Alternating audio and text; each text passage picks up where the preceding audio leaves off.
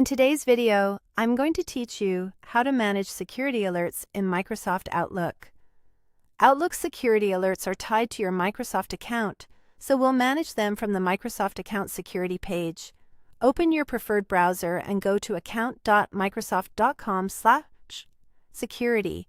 If you're asked to sign in, use your Microsoft account credentials so you can see your security dashboard. Once you're in, select Review Activity. This is where you'll find a detailed timeline of recent sign-ins, including the date and time, the device or app used, and an approximate location based on the network that was used to sign in. Take a moment to scan through this list. It's normal to see locations that are slightly off due to how internet routing works, but pay attention to places you've never been, devices you don't recognize, or sign-ins at unusual times.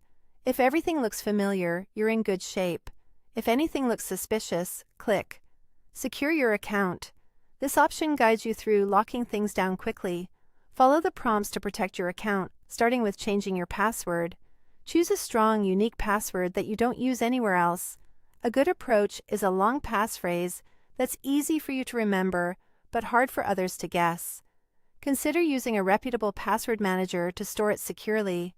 Next, make sure two-step verification, often called 2FA, is turned on.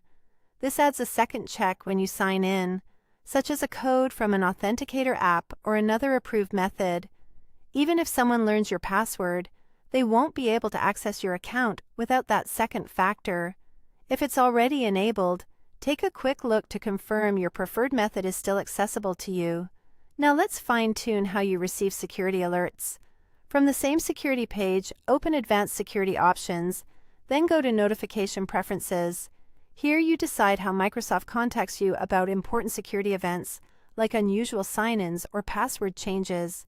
Choose the channels